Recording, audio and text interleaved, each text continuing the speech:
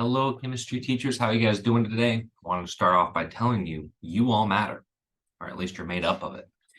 All right, today we're going to start our first video in a series of 5 videos where I'm helping you walk through the new curriculum map, what's there, how do you use it for planning. By the last video, I'm going to be creating an example lesson plan where I show you where I pull things out of with chemistry and biology as well. I'm going to also incorporate some outside resources just because I know that Discovery Ed for high school needs a bit of work. And we'll talk about that in some of our meetings and PDs about what we'll do about it. But I want to show you what I put together for this year. So before I keep blabbering on forever, let me share my screen. And we will get going on this right away. There we are. All right, so you should see me. And now we are on the scope and sequence. You should find the links to this on district websites, as well as the science website. I'll be pushing it out via email. This should be pretty easy to find. Now, before we go into what's on here, you may be thinking that is some really small text. And I agree with you. I wanted to create a 1-page scope and sequence so everything's there. And when you're online, you can zoom in. So like, for example, I can go, oh, like now, okay, that's better for me. So it's all on 1 page. I got some feedback actually from my wife, and she's like, that is small font.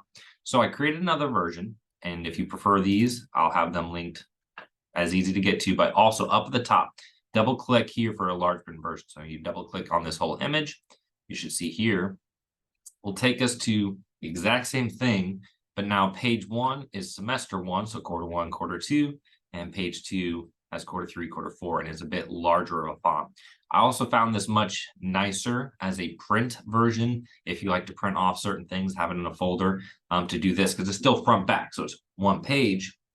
So this has worked out for me, and I really like that feedback. So I'll keep both and kind of get everybody's feedback as the year goes on. But I'll use this one, a bit easier to see, and I'll even zoom in to start. Okay, so curriculum map, the scope and sequence lays out your entire year. I don't view this as a resource that you'll use for your weekly, daily planning, but when you're trying to frame out what's coming up, what's my whole year look like, I think this is a great resource to kind of have in the background somewhere where you can access it, just so you can prepare as you move throughout the year. Let's just start by going from the top down. Pacing. This is just a suggested pacing based off of the material that's there. You guys are going to be the experts. And we'll see how this all works out. I based it off of what Discovery Ed has. You might spend more time in areas and then less in others. Okay, it's whatever you guys have viewed as you're the experts in chemistry. What's the parts that my students struggle? So I'm going to spend more time here, and then where are areas that we can skip and hop through. Just keep in mind that with our district testing this upcoming year, we do quarter test. So right here at the end of quarter 1, we're going to be tested on the material from here. So you got to make sure that you kind of plan it in chunks. And for these quarter tests, the way I created those, I pulled all the questions from the resources available, and I made sure that the stuff at the end of unit 2, I didn't ask as many questions. So it kind of weighs itself a bit more towards the middle and beginnings of the unit as opposed to, or the quarter, as opposed to stuff at the end where you might have ran out of time. So hopefully that helps the test reflect a bit more of the learning, and you don't have to rush through to try to cover everything if you're behind. But use that pacing to kind of see, okay, am I behind where I should be? Maybe I need to double down, or wow, I'm really ahead. Let me dive deep into this topic that's really going to have payoffs later on. Our units, okay, so you can just click on these and they pull up our curriculum map. That's going to be the next video. We'll start looking at the curriculum map. So the very nice, easy links to get to every unit. I did not change too much in the units from the old curriculum map scope and sequence. Actually, you'll find most of this is pretty much the same. I might have moved a couple concepts or some were repeated just to fit a better spot, but I didn't change the actual flow this year. I think we're going to work together this year to create something better after this year. So that's how you'll get to your curriculum maps. Also, they'll be linked on the websites, but those are all linked there. Your central questions, what is it that students are trying to answer as you move throughout this lesson?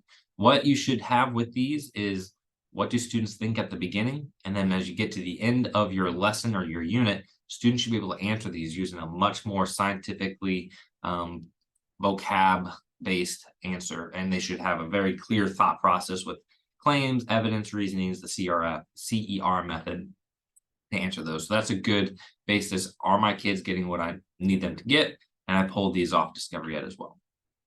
Proficiency scales.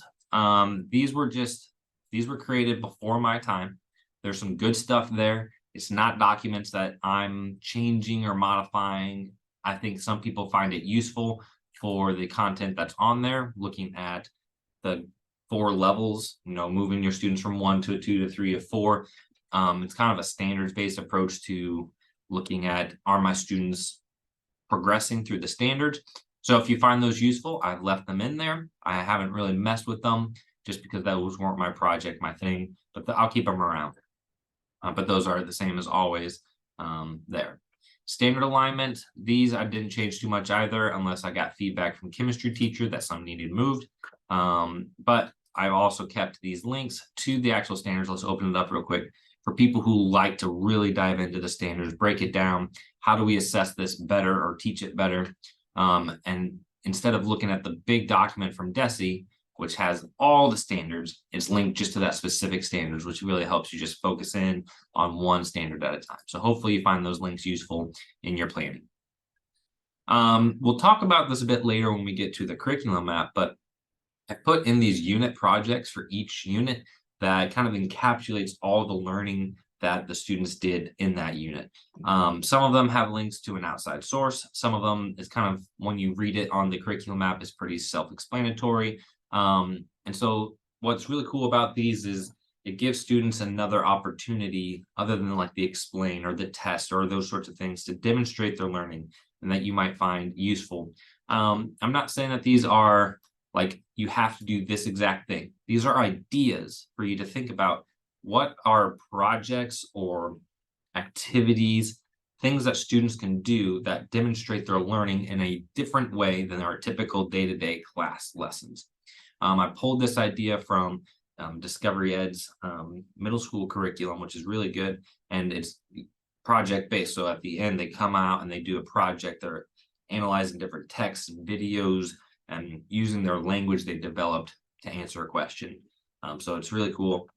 I tried to pair these different projects up with what they're learning. If you guys got positive feedback, negative feedback on any of these, let me know.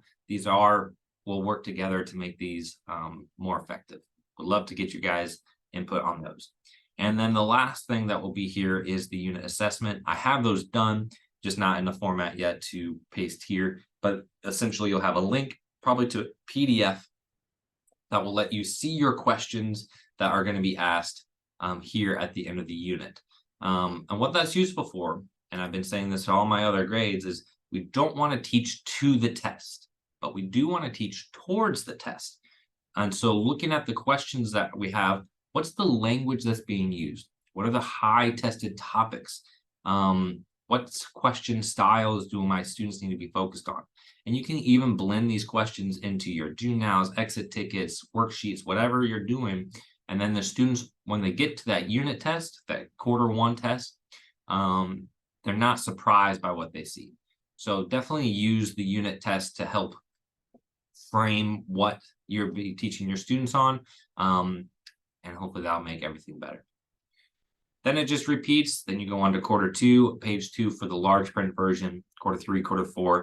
So again, this isn't everything, but what we've got here is a really good way to kind of think out your whole unit or your whole year. I hope this document here is useful for you guys. My next video will be doing the landing page for the curriculum map, and we'll continue on from there. I hope you guys are doing well, and I will catch you in the next one.